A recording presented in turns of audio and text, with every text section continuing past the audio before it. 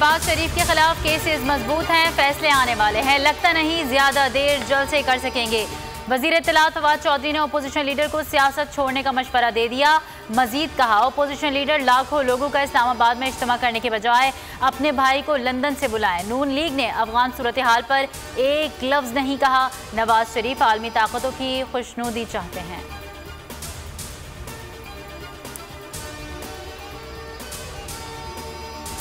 Establishment ने किसी को इतना सपोर्ट नहीं किया जितना इस हुकूमत को किया। मज़ाहमत ना मुफाहमत, सिर्फ शफ़ाफ इलेक्शन चाहिए।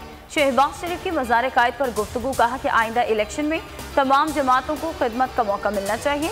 अवाम जिस हुकूमत को मौका दें उन्हें खिदमत का मौका देना चाहिए। मौजूदा हुकूमत नालायक और नाअहल है।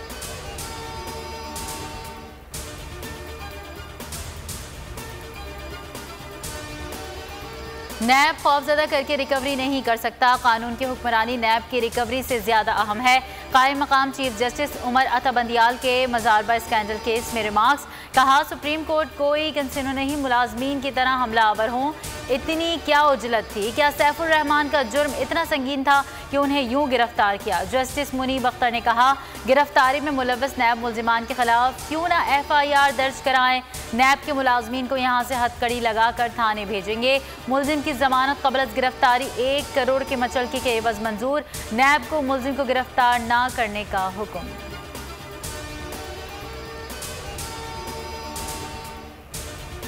नाला मुतासरीन को मुतबादिल प्लॉट दिए जाएंगे या मुआवजा। सिंध हाई कोर्ट ने सूबाई हुकूमत और कमिश्नर कराची से पॉलिसी तलब कर ली। 15 सितंबर तक तफसीलात जमा कराने का हुक्म दे दिया। डिप्टी एडवोकेट जनरल ने कहा कि लियारी एक्सप्रेस वालों को मुतबादिल प्लॉट्स दिए तो उनके लिए भी कुछ करें।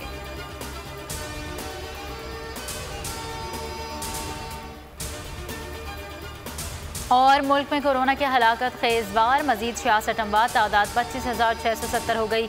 3,800 नए केसेज रिपोर्ट, शरह 6.75% रही। कराची में 20 अमवात, शरह 10.2% रिकॉर्ड। इस्लामाबाद के मुख्तलिफ सेक्टर्स में स्मार्ट लॉकडाउन, 16 गलियां सील।